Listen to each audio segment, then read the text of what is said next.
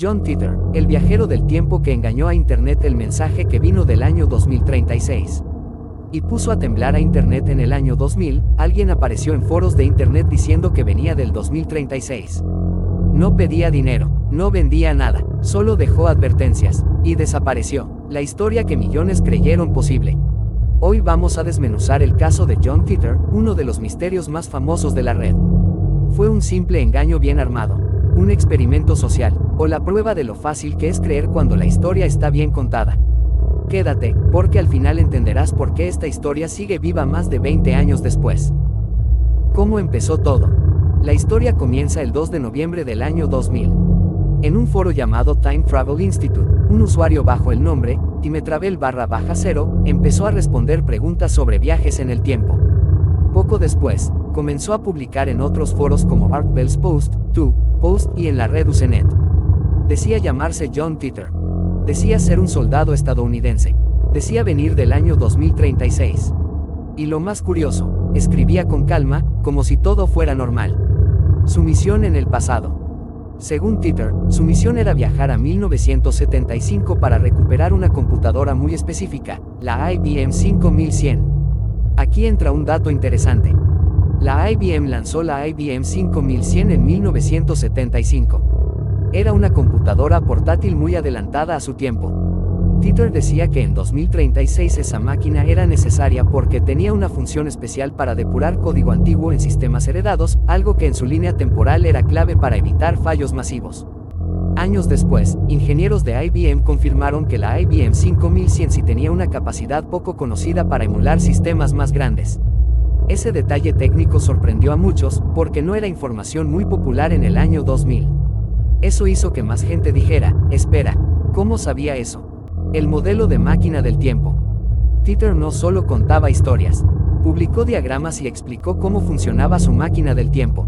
Según él, usaba 2 microsingularidades, pequeños agujeros negros, un sistema de distorsión gravitacional, un generador eléctrico basado en un Chevrolet Corvette 1967 modificado. Sí, suena a película. Decía que la máquina estaba instalada en la parte trasera de un auto militar. Y hablaba de física como si estuviera leyendo un manual. Muchos lectores comenzaron a debatir si lo que describía tenía sentido dentro de teorías reales de relatividad propuestas por Albert Einstein. Aunque su explicación usaba palabras reales de física, expertos señalaron que no ofrecía pruebas científicas sólidas. Las predicciones que hicieron ruido.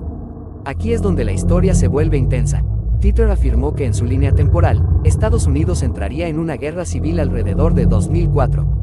Habría un conflicto nuclear en 2015. La sociedad colapsaría y se reorganizaría en comunidades rurales. Las grandes ciudades se volverían peligrosas. El sistema político cambiaría radicalmente. Nada de eso ocurrió como él lo describió. Pero atención. Él decía que cada viaje creaba una línea temporal alternativa. Por lo tanto, si algo no pasaba aquí, era porque esta no era su línea original. Ese detalle le dio una especie de escudo contra cualquier error. El problema central. Aquí surge el gran problema. Si todo lo que no se cumple puede justificarse diciendo, es otra línea temporal, entonces la historia se vuelve imposible de comprobar o refutar. Y cuando algo no puede comprobarse ni refutarse, entra en el terreno de la creencia, no de la evidencia. Eso es exactamente lo que hizo que el caso explotara. La explosión en Internet. Entre 2000 y 2001, miles de personas siguieron sus mensajes. Los foros guardaban cada publicación. Se analizaban sus palabras como si fueran textos sagrados. Algunos incluso empezaron a prepararse para el supuesto conflicto que venía. En marzo de 2001, John Titor publicó su último mensaje. Y desapareció. Sin despedida dramática, sin gran revelación final, solo silencio. La investigación real. Años después, periodistas e investigadores comenzaron a rastrear el origen de la historia. Un nombre empezó a aparecer. Larry Aver, un abogado de Florida. Su hermano, John Rick Aver, era experto en computadoras. Investigaciones periodísticas sugirieron que ellos podrían estar detrás del personaje. En 2009, el programa de televisión Oax Hunters investigó el caso y señaló inconsistencias. También el investigador Joe Nickell, conocido por analizar fenómenos paranormales, concluyó que el caso tenía todas las características de un engaño bien elaborado. Nunca hubo una confesión pública directa. Pero tampoco apareció jamás evidencia real de viaje en el tiempo. El detalle psicológico que lo hizo creíble. Aquí viene lo interesante. John Titor no hablaba como un loco, no gritaba teorías absurdas, no insultaba. Era educado, calmado, técnico, eso generaba confianza. Además, usaba una estrategia narrativa muy poderosa, daba detalles específicos. Admitía que podía estar equivocado. Decía que no quería fama. Eso activa algo en nuestra mente. Si alguien no parece querer atención, creemos que es más auténtico. ¿Por qué tanta gente quiso creer? Año 2000. Internet todavía era un territorio nuevo.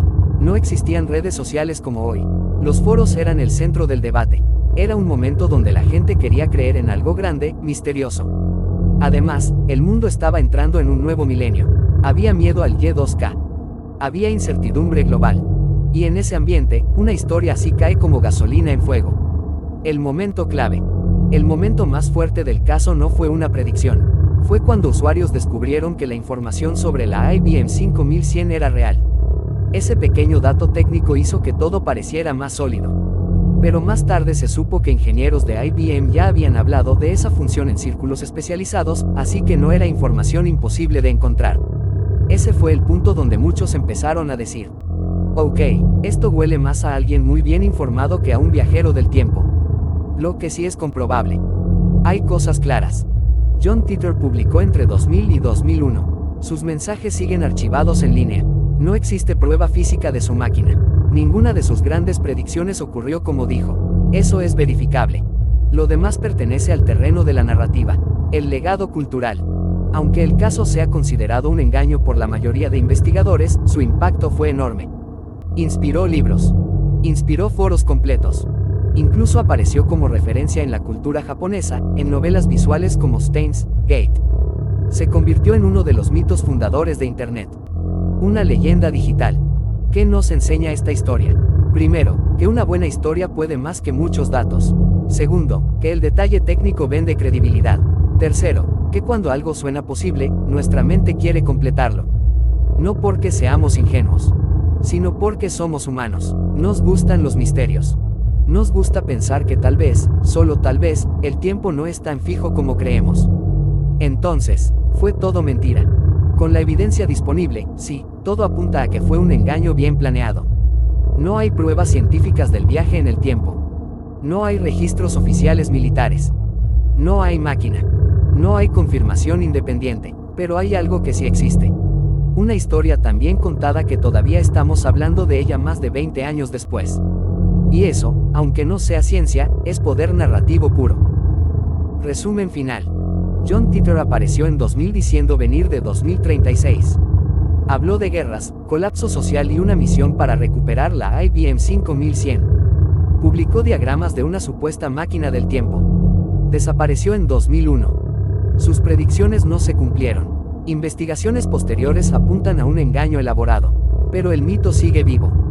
Porque más allá de si viajó en el tiempo o no, logró algo impresionante, hizo que miles de personas imaginaran el futuro con miedo. Y con curiosidad, y a veces, eso es más fuerte que cualquier prueba.